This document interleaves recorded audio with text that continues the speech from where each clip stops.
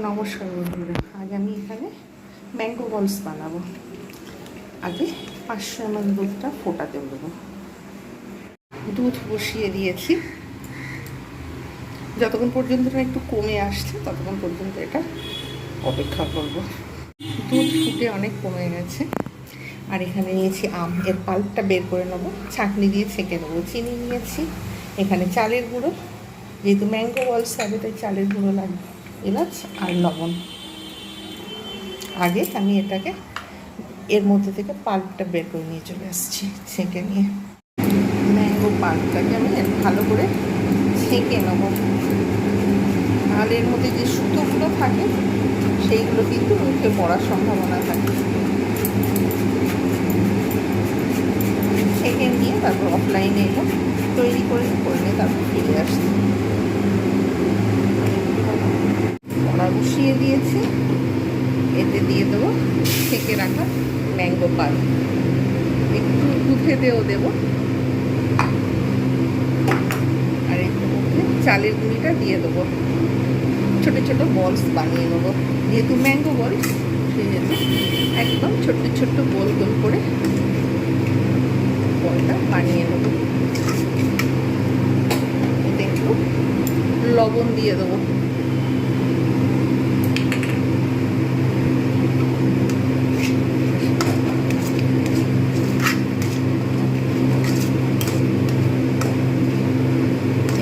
ছোট বল বানিয়ে নিয়ে তারপর ফিরে আসছি।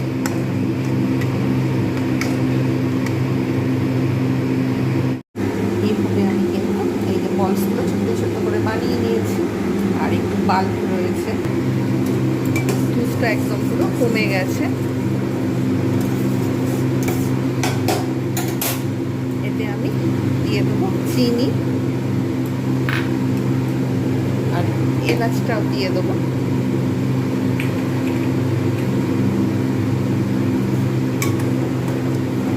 ভালো করে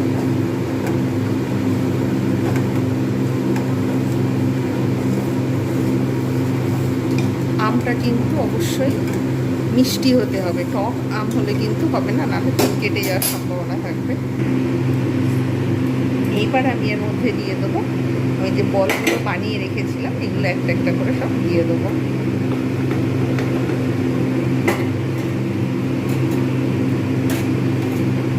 যেই ভেসে উঠবে তখন বোঝা যাবে যে এগুলো পারফেক্ট সিদ্ধ হয়েছে। আমি যখন এটা ম্যাঙ্গো পাল্প দিয়ে যখন চালের গুঁড়ি দিয়ে বানাচ্ছিলাম তখনই কিন্তু চালের গুঁড়িটা সফট হয়ে গেছে, সুতরাং এটা বেশিক্ষণ ফোটানোর দরকার নেই। শেষে আমি একটু পাল্প দিয়ে দেবো, তাহলে কিন্তু টেস্টও ভালো হবে, দেখতেও ভালো হবে। বেশ কিছুক্ষণ ধরে আমি ফুটিয়ে নেবো।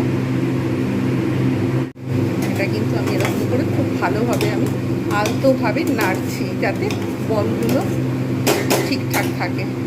এরকম করে ফুটিয়ে নিতে হবে, আঁচ কমিয়ে বাড়িয়ে, না হলে দুধ পড়ে যাওয়ার সম্ভাবনা থাকবে। এই যে এই বলসগুলো ঠিক এই রকম হয়ে গেছে, এগুলো আরও কিন্তু ফুলে ডাবল হয়ে গেছে। একটু ছোটো ছোটো রেখেছিলাম, ভালো করে মেখে এটা কিন্তু এইরকমভাবে তৈরি করতে হবে। একদম পুরো উপরে ভেসে উঠেছে, মানে পারফেক্ট, একদম পুরো আগে থেকেই সিদ্ধ হয়েছিল যখন আমি তৈরি করছিলাম একদম চালের গুঁড়ি দিয়ে পাল্প দিয়ে, কিন্তু এখন আরেকটু ফুটিয়ে নিলাম। ব্যাস,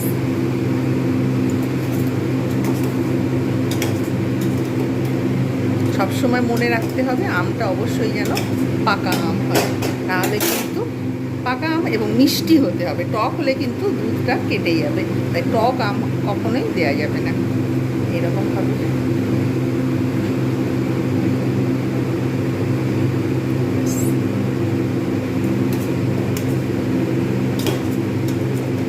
এইবার আমি সার্ভ করব। তার আগে আমি এতে একটু সুন্দর দেখতে লাগছে ম্যাঙ্গো বলসগুলো, পাল্পটা রেখে দিয়েছিলাম, ফিনিশিংটা আমি এটা একটু দিয়ে দেবো। ব্যাস, এবার সার্ভ করে দেখাচ্ছি কীরকম হয়েছে আজকের রেসিপি ম্যাঙ্গো বলস। অনেকে কালার ইউজ করে, কিন্তু আমি এখানে কালার ইউজ করব না কখনো, জাস্ট এমনিতেই এটা কিন্তু একদম পুরো অর্গ্যানিক।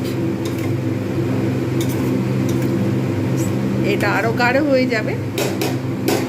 সার্ভ করছি আর দেখাচ্ছি কীরকম হয়েছে ম্যাঙ্গো বলস। তৈরি হয়ে গেল আজকের রেসিপি ম্যাঙ্গো বলস।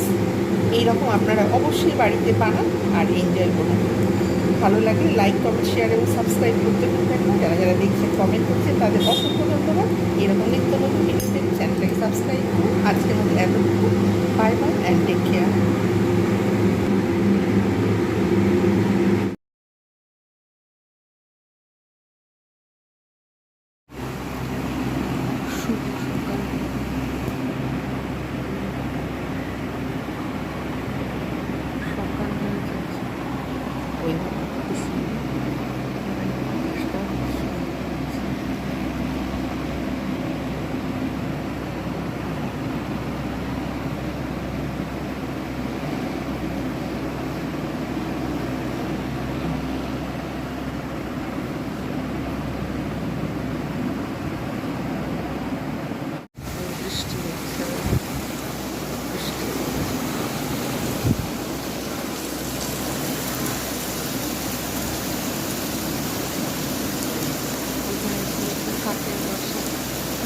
এত গরম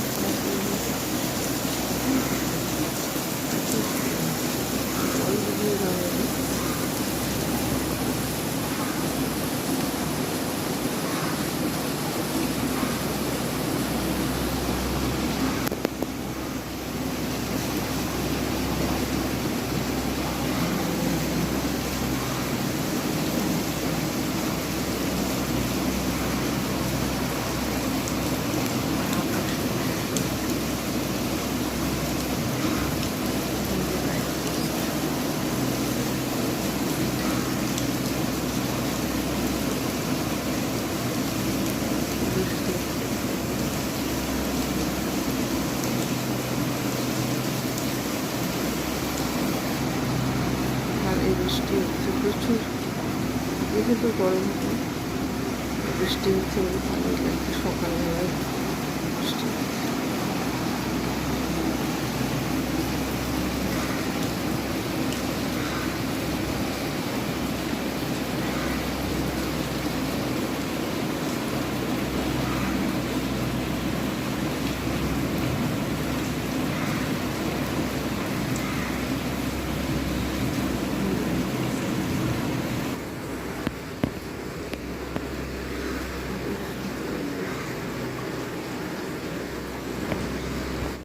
শুভ সকাল।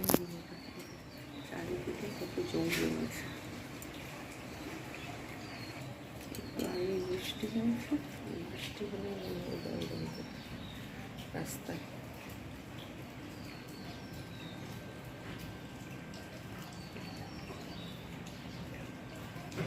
হাওয়া হচ্ছে, আবার আকাশ মেঘলা হয়ে গেছে, মনে হচ্ছে বৃষ্টি।